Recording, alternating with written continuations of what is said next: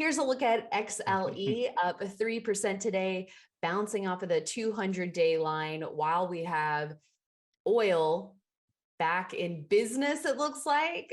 We did Mhm. see oil take quite a tumble, but it is rebounding. So seems like now might be a time to check out XLE. Right, right. And you see XLE, it did find support at that 200-day and had a nice move on Friday, and that move is continuing today, probably aided by the events in the Middle East. But nonetheless, it's still moving up, so it's looking pretty good here. So let me I'm gonna share my screen here. Right.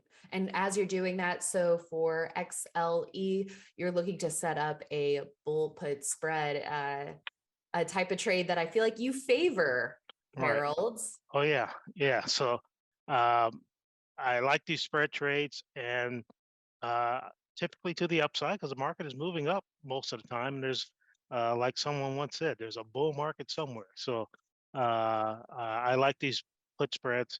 That's my favorite type of trade there. So I stick with it. It works for me, and I'm gonna it works until it doesn't. So these spreads are working here. All right, so we're looking at XLE. So I'm going to start by going out to the November expiration. That's 39 days out. I'm going to click on that, and then I'm going to start on the put side. So we have the puts here on the right side. So I'm going to start with selling the 86 strike. I'm going to sell that, and then I'm going to buy the 81 for protection there. So that's going to be a credit of $1.20. I'm going to raise that based on the numbers I've got. I've got $1.21. So again, we're selling the 86, buying the 81. So let's take a look at the numbers here. I'm going to click on confirm and send. First one I like to look at is my break even, that 84.79. So I'm going to write that down. I'm going to use that as my stop loss for this trade here. So 84.79, that's my break even. I'm going to be using that as stop loss. And then again, our max profit is going to be the credit received. And then now we'll take a look at two things: the probability of success, and then how many contracts we're going to put into this trade. So I've got some notes on the left side. So here are my notes, and let me expand that a little bit. All right, so probability of success. It's a two-step process to calculate this probability of success. We start with the width of the spread minus the credit received. So that's going to give us our risk is going to be $3.79, or in option terms, we always multiply by 100. So $379. That's our risk in the trade based on one contract. Okay, and we'll get to more contracts here in a moment. So actual risk is $379. Now determine the probability of success.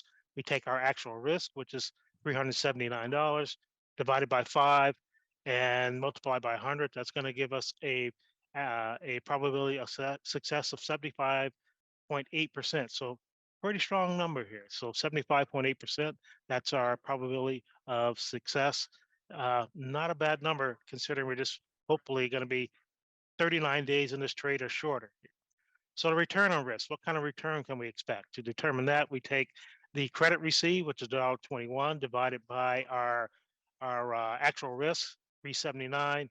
So 31.93% should be is our expected or theoretical return on risk, and then that's not too bad considering we're out just 39 days here.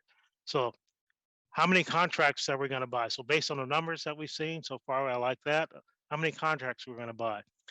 We determined that $2,500 is the amount of risk we want to put into this trade there of our overall portfolio. So we take the $2,500 divided by our actual risk. That gives us 6.6 or 6 contracts. So I can change this number here to 6, and whoops, to 6, and then we'll take a look at the numbers. We'll go back over to how we manage this trade here in a moment, but want to look at the numbers here. So again, our break even is at 84.79. Here's our max profit. That's increased because we have an increase in the number of contracts, and then our buying power. It's not going to always match the 2,500, but it's going to be pretty close here. So that's our buying power. Now, how do we manage this trade?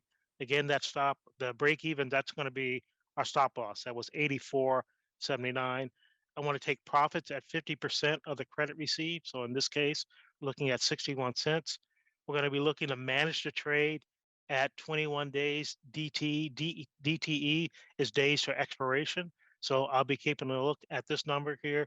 When we get down to 21 days, then I need to make a decision. Am I going to close out the trade because it's not working, or maybe I do have a profit? Maybe it's not 50%, but when you get to 21 days, I'm just gonna take the money and run because you hold out, look for a little bit more. There's not much meat on the bone after that.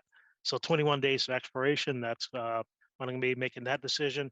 And then I don't know if I introduced this last week, but um, when I my trade, if it's up 30% or more in the first 3 trading days, I'll take profits. Now, taking profits might mean taking partial profits or just closing out the entire trade. In the market that we're in now, if I get 30% in the first 3 days, I'm just gonna close out the entire trade and be happy with that and look for something else. So I'm gonna just send this off here, and hopefully we'll get filled on it. Great. Thank you, Harold. I am now going to go back to MarketSmith and just show visually where that break even is just under the 85 level. So that seems like a pretty logical break even. Yeah, and right at that 200 day was kind of coincide with that. Uh, Similar thing happened last week with the SPY trade. The break even was 420 and change, which was right around the 200 day, and it came right down to that, and it's made its way off of it. Trade is still down, but it was a nice support area. We went out 40, I think it was 44 days at the time, so still got some time for that trade to work.